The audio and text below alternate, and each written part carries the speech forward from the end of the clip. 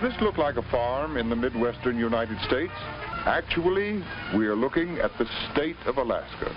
The story of this new state is a big story of a big land, a rich land that is being developed by hard-working settlers who are building a new region out of our last frontier.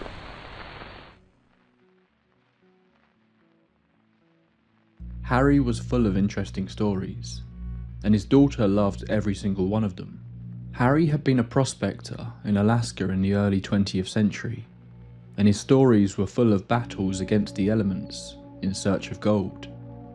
But there was one story in particular that stuck with his daughter Virginia, one that scared her, but she would struggle to ever get out of her mind. As she grew older, Virginia encouraged her father to write his stories down. She was convinced that other people would be interested in them, that he could release a book of his adventures. But Harry never did. He came close once. He wrote down the story that scared Virginia as a child. The story had become something of a legend in the area, but spread by word of mouth, the details had become confused and exaggerated. So Harry, wanting to set the record straight, decided to write it up and send it off to someone for publication. He did the first part, but then his accounting of the story was left in a box, where it remained after Harry's death. Until, while clearing out his stuff, his wife stumbled upon it. She gave it to their daughter, who read it, gripped by it just as she had been as a child. Virginia insisted it needed to be published. Her father's story needed to be shared, and that's exactly what she did. Despite how unbelievable it sounded, she believed her father. In her mind and his, this story really happened, even if it's possible that there was a logical explanation for it. They believed that something was out there, in the wilds of Alaska. Something that no one could explain. Something that could drive men insane. Something that will continue to fascinate people for decades to come. This case really does have it all. From tiny devil monkey creatures, to gold prospectors being haunted by things they can't see, to Charlie Sheen flying a jet in to uncover the mystery of what really is hiding there. This is the horrifying legend of Thomas Bay, Alaska. Welcome to the Tape Library. If you enjoy this episode, please consider subscribing. I'm here every couple of weeks discussing cases of the paranormal and the unexplained. If you are so inclined, you can also support the channel over on patreon.com. Thank you. Now, let's get into tonight's case. Thomas Bay sounds like a pleasant place. Geographically, it's beautiful.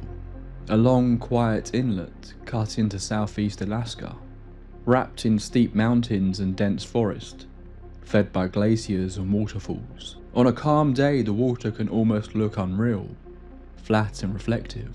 Mist hangs low, clouds snag on the ridgelines, and the forest presses right down to the shoreline. But it isn't a comforting place of peace. The land feels closed in. The trees are thick, dark and tightly packed, limiting visibility and sound. Once you move inland, the forest swallows direction quickly. The terrain rises sharply, broken by ravines and fast-moving streams. Even in the daylight, it's easy to feel disorientated. So much of it looks the same. Thomas Bay has no obvious human centre, no village, no real infrastructure. Just scattered signs that people pass through. It doesn't feel abandoned so much as unclaimed. But this wasn't always the case. Seemingly at one point there was a fairly large Tlingit village in the area, but in 1750 there was apparently a large landslide that buried the village, claiming 500 lives as it did. If there had been stories about this place, murmurs about strange creatures that lived in the woods at this time, is unclear. But after this tragedy, it certainly picked up a reputation, as the locals began referring to it as the Bay of Death. Local folklore began to suggest that this wasn't a good place. This was a place that was spiritually dangerous, somewhere people were not welcome. So the indigenous people kept their distance, and as the years progressed, so did everyone else. No roads led into the area. This wasn't somewhere you could visit easily. But to the wider world, it was just Thomas Bay, a remote, untapped place of nature. The gold prospectors of the early 20th century who were searching the hills of Alaska looking for wealth that could change their lives had a different name for it. They called it Devil's Country. It was with a group of prospectors that this strange story truly began, or at least the one some of you likely know.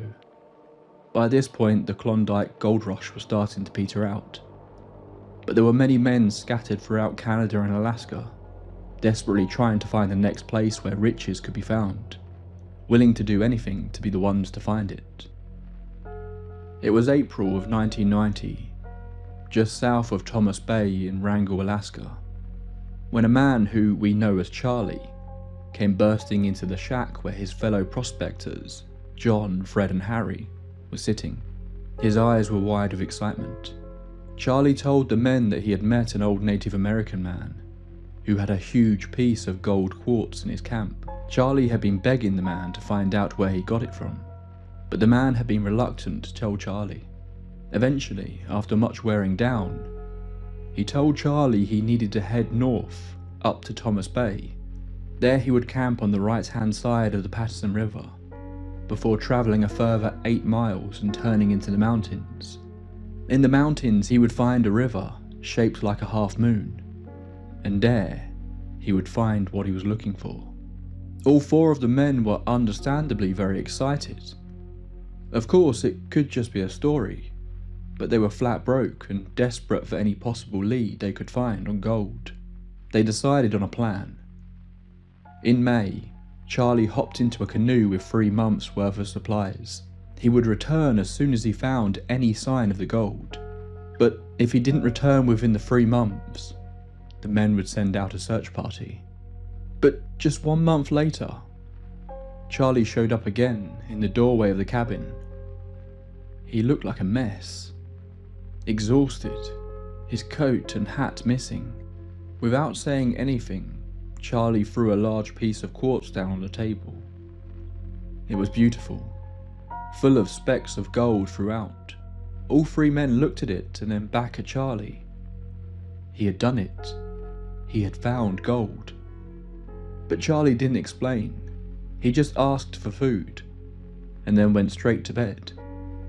The next morning, Charlie got up early, borrowed a coat and left. Harry, John and Fred were growing frustrated with their companion. They wanted to know what had happened.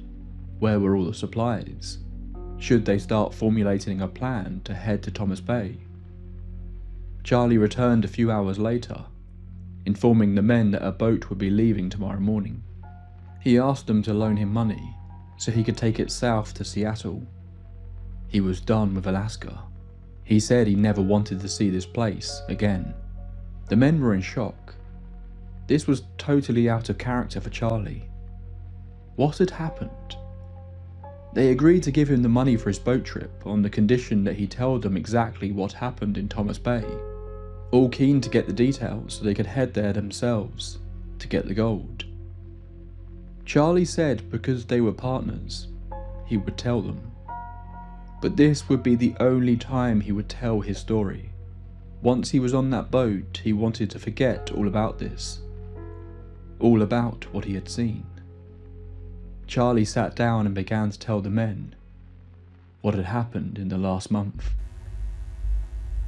It took 3 days on his canoe before Charlie hit Thomas Bay, camping at various locations along the way. But he saw the rain clouds building in the sky and prepared himself for a long stay. He couldn't say how many days it was, but Charlie was trapped in his tent for some time. The rain was relentless. All alone with nothing to keep his mind occupied. All he could hear was the rain hitting his tent and the roaring river close by. Charlie just tried his best to sleep as much as he could until the weather broke.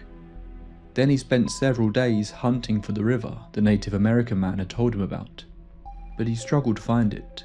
He did, however, pan for gold in a creek and was successful. It wasn't anything to get excited about, but there was gold here. But Charlie noticed something that he found strange, compared to all the other places he had visited in Alaska. He called it dead country. There didn't seem to be any life. There were virtually no animals to be found. One day, desperate to eat something that wasn't beans, he hiked several miles out of the area and managed to find some grouse. He was successful in his hunt, but when he went to go and pick up one of the birds that had fallen down a ridge, he saw something shining in the morning sun. That was the piece of quartz he had brought the men, breaking it off from a ledge with the butt of his rifle. The gun broke as he did it, but Charlie didn't care. The ledge he had found was thick with golden specks. He had done it. He had found the gold. It didn't look quite how the area had been described, but that didn't matter. Charlie had seen an S-shaped river rather than a moon-shaped one. Maybe that's what the man had meant. Charlie began to cover the ledge with whatever he could find, desperate to hide it just in case someone else did make it out this far, as unlikely as that may be. Then he began to climb up the ridge. He needed to look for landmarks, anything he could see so that they could find their way back there. He climbed and climbed, until he was around 600 feet higher than the ledge he had found. He looked down. There was a big tree that stood out from the others. He could see the various rivers and islands that surrounded this point. It was enough, he thought, to gauge where he was. But as he turned back, he saw it. Just below him was the Half Moon Lake. The Native American man had been telling the truth. He was in the right place. They were going to be rich. But that was when he froze. The side of the ridge that led down to the Half Moon Lake was moving. Wait, it wasn't moving. There was something moving up it. Quickly, towards him. They looked like people at first, but they were small, covered in long coarse hair, and what looked like saws that weeped. He described them almost like a cross between a person and a monkey. As they got closer and closer to where Charlie was standing, he began to hear them. This strange, shrieking, crying sound that emitted from their mouths. Then he smelt them. A putrid smell that almost made him gag instantly. It was all so unbelievable that Charlie didn't react until the first one was at the lip of the ridge. They were reaching up at him. They wanted to grab him. In a panic, he whacked at it with his broken gun. Then he spun around looking for the quickest route to get away. As he did, he felt the long claw-like finger of one of them scratch down his back, followed by a breath on his neck. He ran. He ran as fast as he could. He didn't turn back, but he didn't need to. He could hear the bizarre screeching noises they made as they gave chase back down the ridge. It was the sounds, he said, that drove him mad. All his senses left him.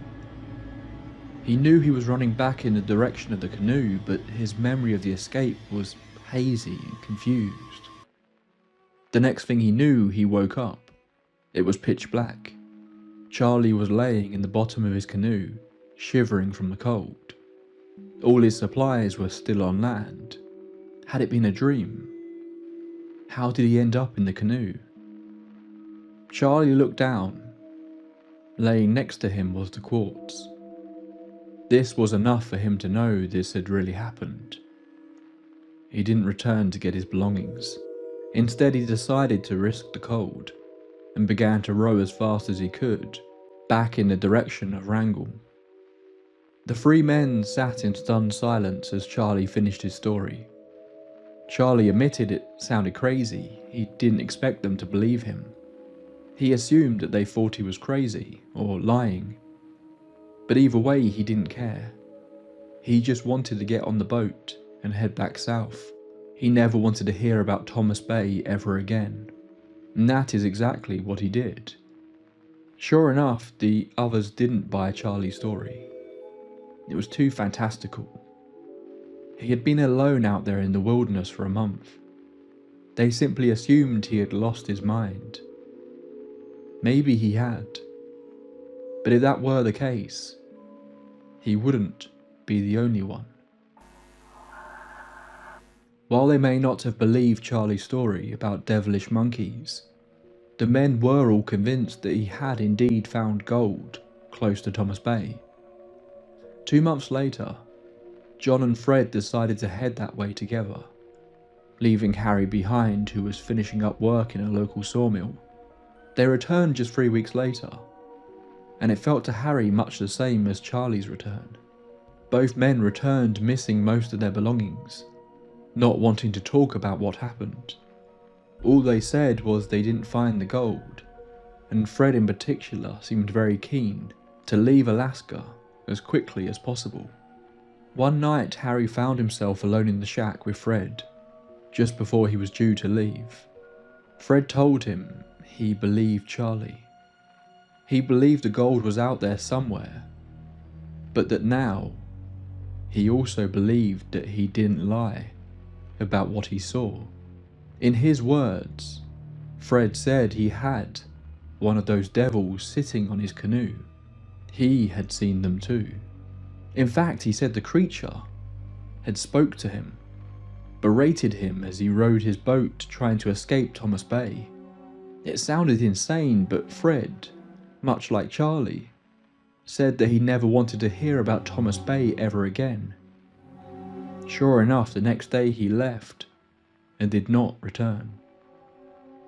Once Fred had left, John seemed relieved that his partner had gone. It was only then that he felt comfortable to tell his version of what's happened out in the mountains of the Devil's Country. After a few days of rowing in separate boats, Fred and John had found Charlie's camp. Damp and mouldy, but a sure sign that the man had in fact made it to Thomas Bay. They spent 6 days searching for the ridge, but with no luck. They did see the S-shaped lake Charlie had mentioned, but no sign of the half-moon lake or the ledge. That was when they too were trapped in their tents by the rain.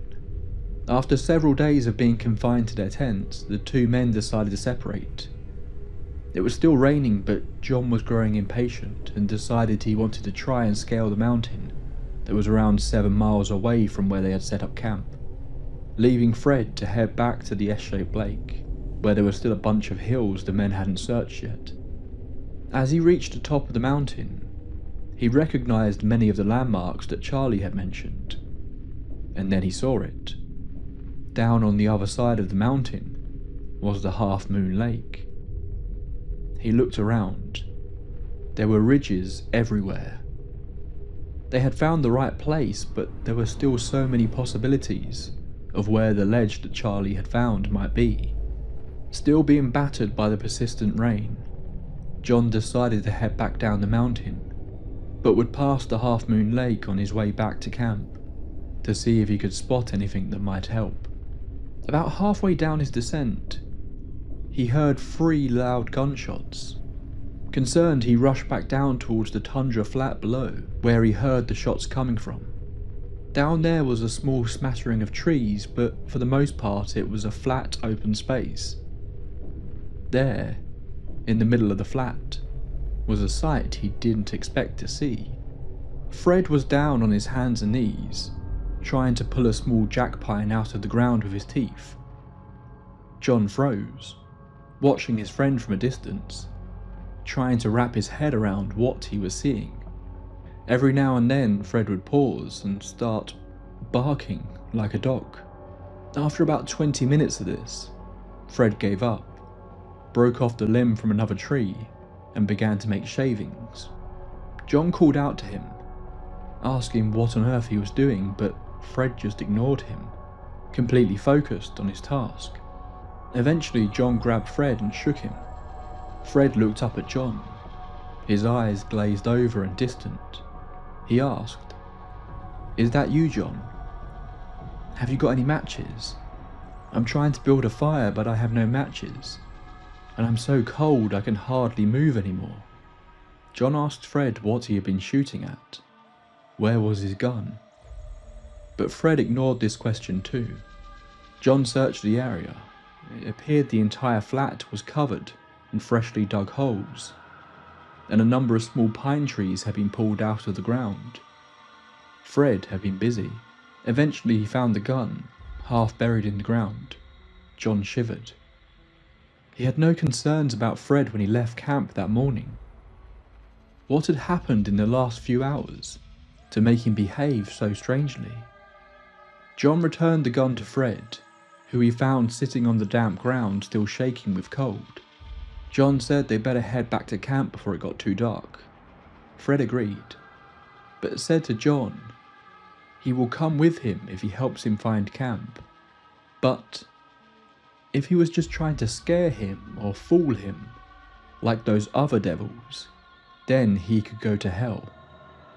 Fred would rather just wait here by the fire, where it was warm. There was no fire. Something was very wrong with Fred. They managed to reach the camp just as darkness finally overtook the land. The two men sat by the fire eating, but as soon as they were finished, Fred rushed outside the tent, looking out into the darkness that surrounded them. He began to shout that they needed to leave. The devils were coming. Fred reached into the tent for his rifle and ran off into the darkness. John went to follow, but then he paused. He could hear Fred running off into the distance, but there was something else. Something approaching. It sounded like footsteps, multiple footsteps. The sound of padded feet rushing towards them. This was enough to spook John, who grabbed as much as he could carry and rushed back towards the boats where he hoped Fred had gone. He reached the canoe and began to row, shouting out to Fred to make sure he was on the water too. Sure enough, Fred shouted back.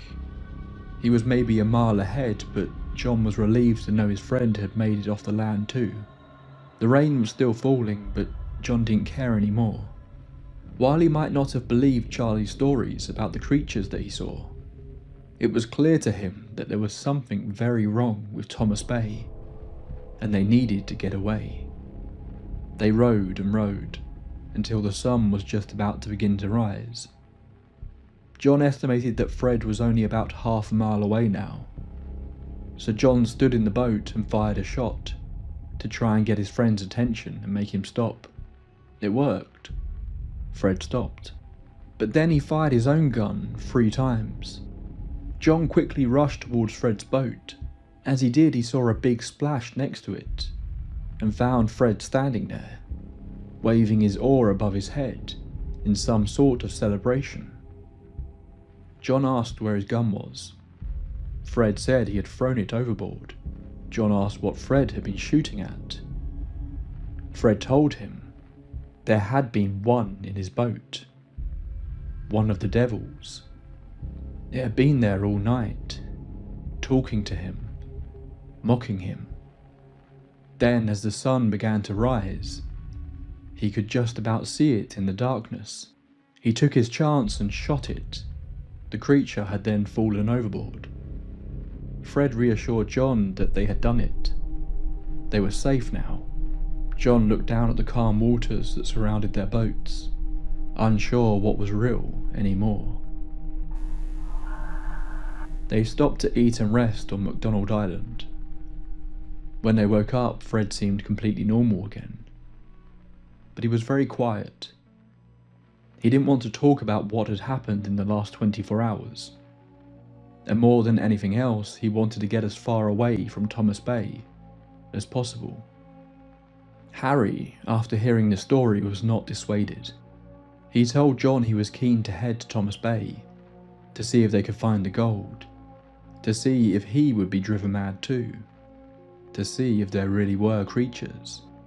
At the very least, they had left so many supplies and tools out there that they really couldn't afford to just leave, but John was more reluctant. He said that Fred and Charlie were strong, able-bodied men who had shown no signs of anything like this before. While he didn't believe in monsters, it was clear that something had happened to these men, something that could happen to them if they went back. Harry pushed, and John agreed that at the very least they could return for their supplies. They did just that in early September. Yet again they were forced to stay in their tents due to the weather, but they found all the items that had been left behind and headed back south as soon as they could.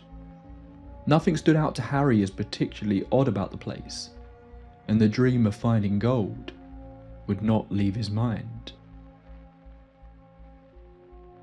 It wouldn't be until a few years later that John and Harry would head to Thomas Bay together again.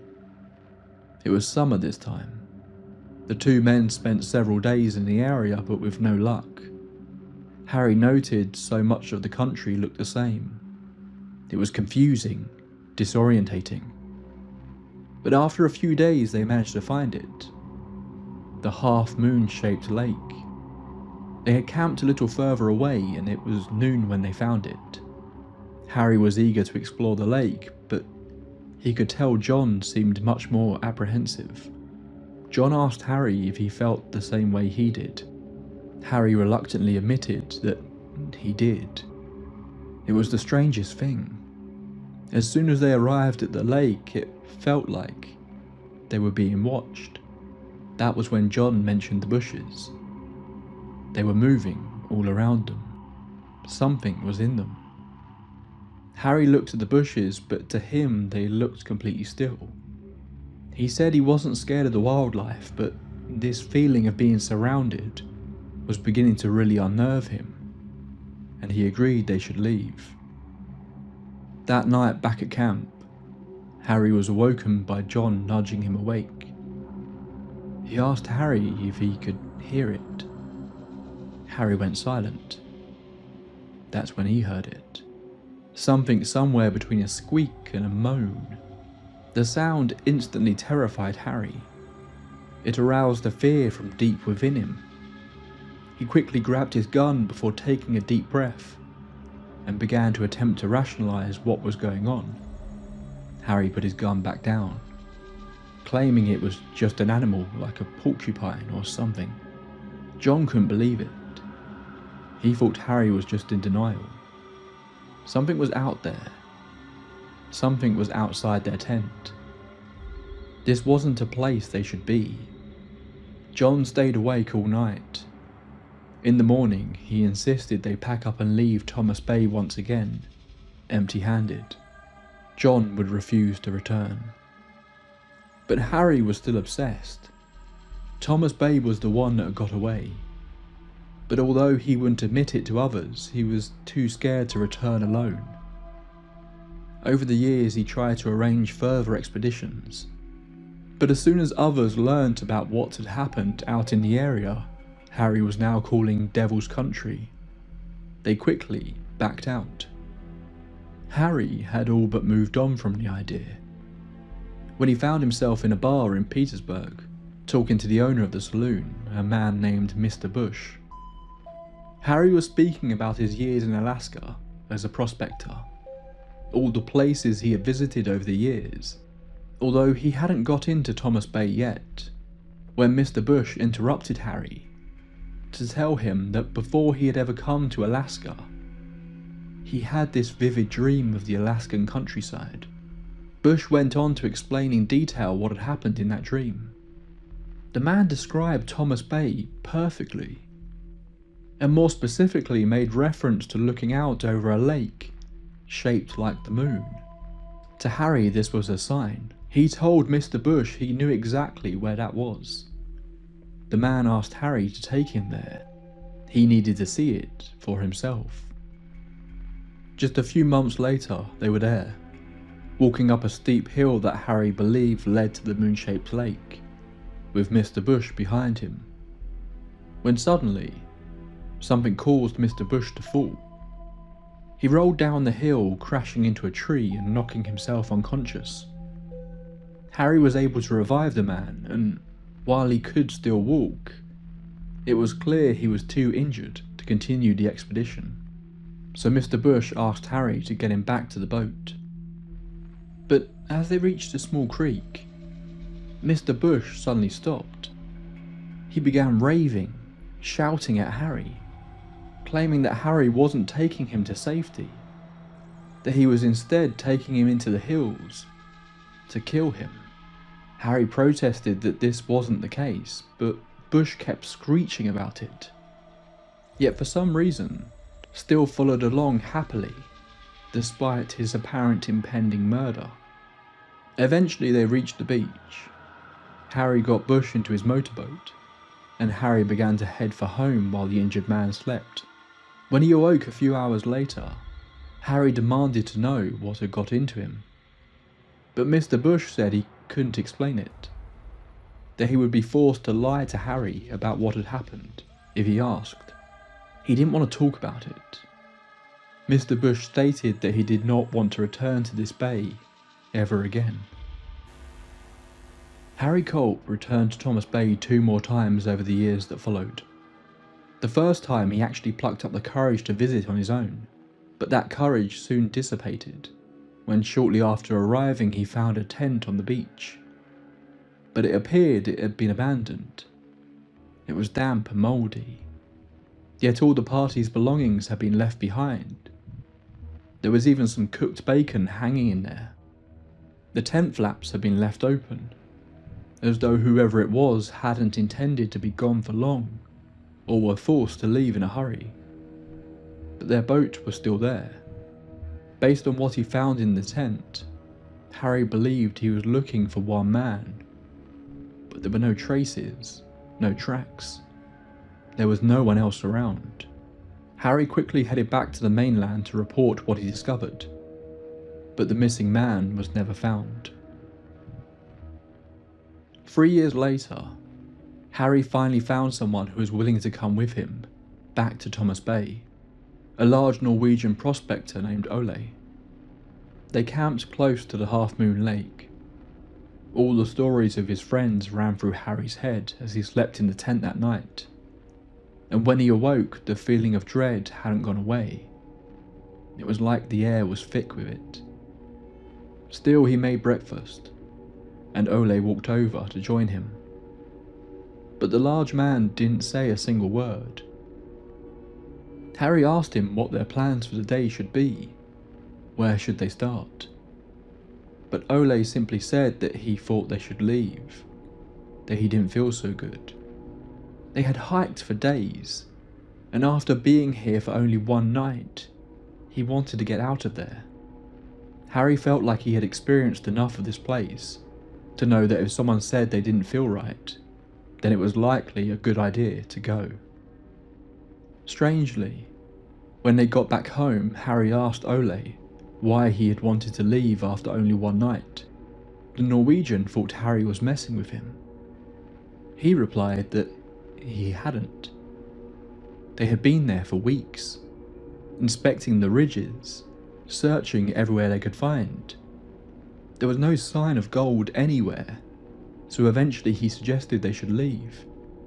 Harry didn't know what to say, but this was the final straw. His dream of Thomas Bay died that day. Over the years, Harry told others about the bay, about the gold that Charlie had apparently found. Others went in search of it. All came back empty-handed. Reports of strange feelings, of getting lost, of the confusion of the place all came back with them. Few ever wanted to talk about their experiences in detail. Harry was told a story once about a trapper who had camped just near the S-shaped lake. It had been snowing, and the trapper had noticed some odd tracks in the snow. Tracks he had never seen before. He set various traps, but none seemed to snare whatever had been leaving the tracks. One night he was awoken by the sound of his dog barking. Then he heard it run.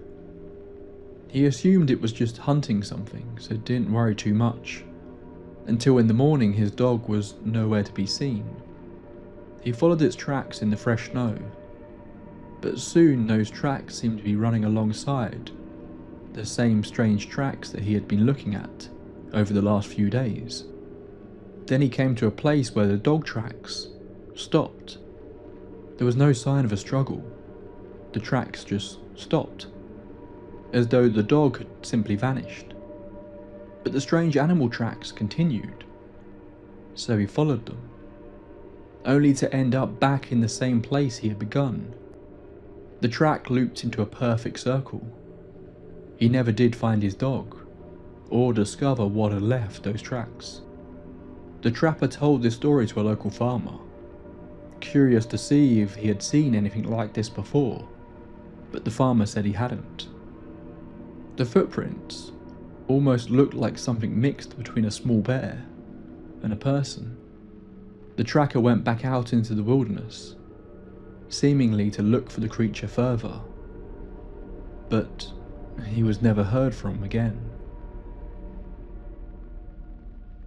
Over the decades, various expeditions have been sent out into Thomas Bay. There are countless claims of other sightings of strange creatures and equally strange goings-on in the area.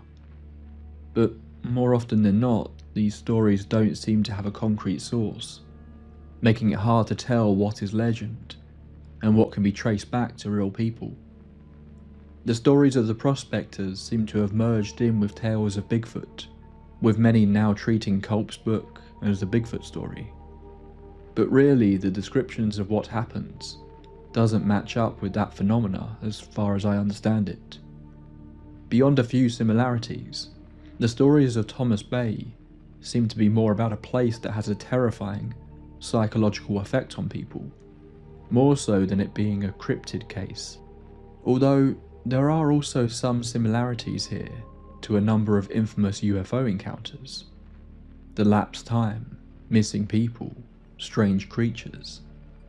It's like this story doesn't really fit into one neat category, although the additional legends that have popped up over the years don't help with that, muddying the water further. But there have been actual recorded expeditions that we can take a bit more seriously. Sure enough, many have discovered the landmarks laid out in Harry Culp's story, but no sign of any gold nor 2-foot-tall hairy creatures have ever been found. But the area has become much more visited over the years since the prospectors were there, with even Harry's daughter Virginia saying in the 70s that it no longer needed exploring. Seemingly, if anything were truly there, it is long gone now. But still, people discover Harry's story and become fascinated by the area, wanting to be the ones to finally discover what really happened. One of the strangest of which took place in 2013, when apparently Charlie Sheen began his own expedition after reading Culp's book. After having recently failed to find the Loch Ness Monster, the actor instead took his private jet to Alaska to search for, as he told the media, something called a kushtaka, something that he believed could have been the creatures spotted by the prospectors. Before Harry Culp ever put pen to paper, before prospectors referred to Thomas Bay as Devil's Country, the land already had a reputation. One of the most well-known figures in Tlingit folklore, connected to spaces like Thomas Bay, is the kushtaka. The name is often translated as the slightly less creepy Land Otter Man, although that description doesn't fully capture what the kushtaka is said to be. In the stories, it is a shapeshifter, capable of appearing as an otter, a human, or something in between. It is not simply an animal, and not entirely human either. The kushtaka is often associated with coastal forests, isolated shorelines, and dangerous waterways. And as with many of these legends, its behaviour varies greatly based on who is telling the story. In some, it's said to lure people away from safety, sometimes by mimicking the sound of a crying baby, sometimes by appearing as a familiar face, often drawing people deeper inland. In some versions of the legend, those who follow the kushtaka are never seen again. In others they return, but changed. But there are other accounts of the creatures actually being positive entities. It's important to be clear here. Harry Culp never mentions the Kushtaka by name, and the creatures described in his story, small, foul-smelling, hair-covered figures emerging from a lake, do not perfectly match traditional descriptions, but the themes overlap in ways that are difficult to ignore. Tlingit elders traditionally spoke of places that should be avoided, not because they were haunted in a sense that we might think, but because something there was fundamentally incompatible with human presence. If the legends are true, Thomas Bay was one of those places. When prospectors later described the bay as hostile, malevolent, or oppressive, they were unknowingly echoing something that had been said in different words generations earlier. Whether the prospectors encountered something truly supernatural or not, their experiences align with a much older idea, that Thomas Bay is a place where people lose their way, physically, mentally, or spiritually. And once that happens, not everyone finds their way back. So what really happened? Virginia Culp had her father's story published just a few years after his death. The story was not presented as fiction, it was presented as a true story. Even in interviews 20 years after publication, Virginia stood by the fact that she believed what her father stated in his story was true, as far as he understood it. It's worth pointing out that in his retelling, Harry Culp never sees any monsters. His experiences of Thomas Bay are ones met with confusion and fear, the feeling that something is watching him, that danger lurks around every corner.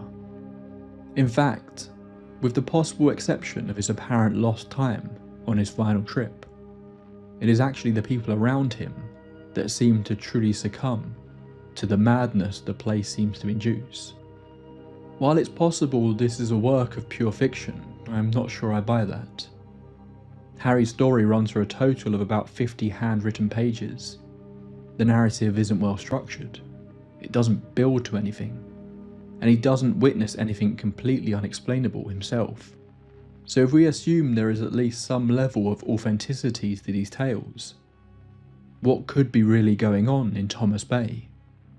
There are explanations, sensible ones, that have been offered over the years. None of them are unreasonable, but none of them fully close the case either. One possibility is psychological collapse. The Alaskan wilderness is not just remote, it's overwhelming. Dense forest, constant damp, unpredictable terrain, long periods of isolation.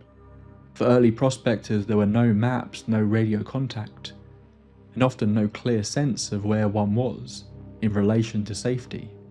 In most of the stories featured here, the men are left for days on their own, trapped by the weather.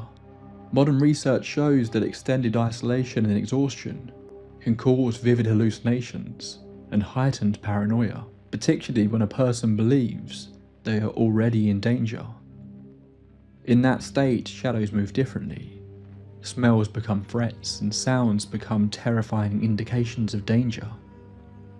Another explanation often raised is environmental contamination, and this is the most widely used one to explain away Culp's story. This is the one even his daughter said could explain what happened.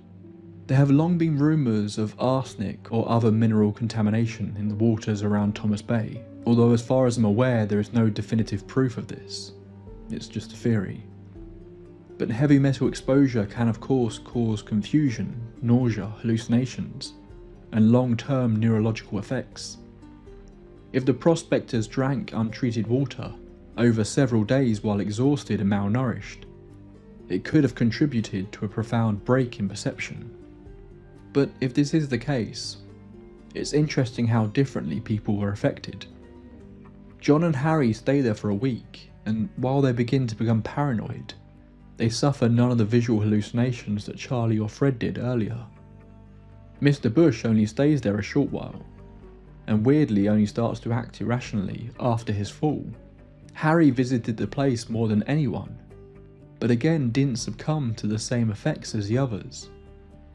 Plus, the apparent madness seems to come on extremely quickly and then wear off as soon as they leave the area. It's certainly the most compelling theory, but still isn't perfect. Then there is the question of misidentified wildlife. Southeast Alaska is home to bears, otters, wolves, and other animals that, under poor visibility and extreme stress, could appear distorted or unfamiliar.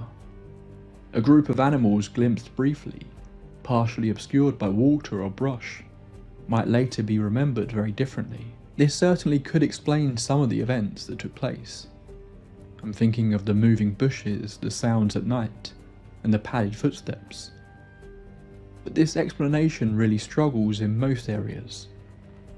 It does not explain the mental state of those that were there. Also, there is no way that the creatures Charlie and Fred saw, if they were real, were simply misidentified animals. The creatures in Culp's account are not described in a way that fits the descriptions of any known animals in that area. Covered in sores and moving like people, even communicating. They pursue, they emerge together, and they seem to drive the prospectors out of the area rather than simply reacting to their presence. But of course, it could be a combination of these different theories. Finally, there is the simplest explanation, and sometimes the hardest to accept, that the story simply grew over time.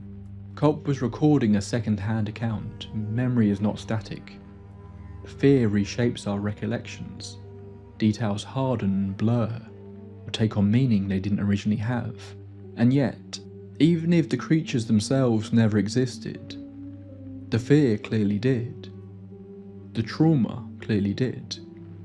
And the warning repeated by indigenous people, prospectors, and later storytellers alike remained consistent. Stay away from Thomas Bay. This is the devil's country, and you are not welcome here. In the end, each explanation answers part of the story, but none of them explain why this particular place, among so many others, continues to generate the same response. What is it about this place that caused so many people to fear it? To not want to talk about their experiences? To lose their minds at times seemingly in an instant? You have to wonder, is there something to these stories? Is there something hiding in that moon-shaped lake? Maybe it's not monsters. Maybe it's not something we can even fully wrap our heads around with our current understanding of the world. But maybe there are truly places we aren't supposed to go. Places that something wants to keep us away from, for reasons we don't yet know. And perhaps that's the most unsettling explanation of all. That's all for this entry into the tape library. This one really reminded me of the episode on Portlock, Alaska, which I know a lot of you loved, so hopefully you enjoyed this one too. I had never heard of this story before. To be honest, I'm not even sure how it ended up on my list, so I think it must have been a recommendation from one of you guys. So thank you if you were the person who suggested it. I'm playing around with a few different ideas for the next episode at the moment, and you have all provided me with so many interesting topics. But if you want to keep up with what's going on with the show in between episodes, the best places for that are my Patreon page, the YouTube community tab, or Instagram. Links to all those places can be found in the description. Time for the normal boring stuff. If you want to help me in keeping this show going, you can do that really easily by liking the video on YouTube, leaving a 5-star rating if you're listening to the podcast, or subscribing on any platform. All these things help me massively in reaching new people and help the show grow. I never have any expectations on this, but if you are in a position to and you want to support the show monetarily, you can do that through YouTube memberships and Patreon. YouTube members get access to each episode ad-free, and Patreon subscribers get early access to episodes, shout-outs, as well as often being the first ones to hear any news about the show. But that is all for tonight. Hopefully if you're listening to this while camping, you don't see any hairy devil monkeys tonight. But if you do, say hi from me. Until next time, my friends, pleasant dreams. This episode was made possible by the kind donations of members on YouTube and Patreon. Our tape library archivists Yenok, Aurora, Lee Borix Johnson, The Bisexual Mooncult, Now and Zen, Pat McShay, Laria, Yoinks and Away, MJW, Kevin Jackson, Emulated Phoenix, Jamie Long, Lisa Marie Sherrington, Shan Harding, Gaffy over G, ML, Plum Blossom, Emily Carlin, Sarah Boyd, Thomas Boatwright, Stephen Lutman, Crystal E, West Virginia Vegetable Man, Dawn Swan, Tina S, Sean Miller, Juno, Joseph Condola, Jolly Jedi, Panther Paw, Pixelina, Joe, The Crimson DM, The Detective, Jean Janine, Darla, Alfredo Sandoval, G-Raw, Midia Zabine, Dominic DeAngelis, Dagon Adorleg, Judith Hacker, Eric Salas, Mirashard, Adeline, Ashlove's Books, Tracy Torello, Gabrielle, Umiko Grimm, and Sandy Lusk. Our lead archivists, Win Lewis, Plague Doctor is in, Amy Stubblefield, The Original Deer, Emmy Bartley, Ridiculous, London Grace, Melissa Harrison, Lady Bette Noir, Emperor Franz, Old Soul Like Mine, Xavier Rangel, Sagel Callie, Alex O'Neill, Tyler Michael, Alex Goldberg, Darren Morgan Green, Van Yell, Brian Baker, and 1000th Ghost. And our top bosses, the Grand Overseers, Harrison the Overlord, Leah Carmella, Bad Diddley, Katie, Morning Rain 2619, Agent 355, and the one and only Queen of Flatulence. And thank you to all my junior members and my YouTube members as well.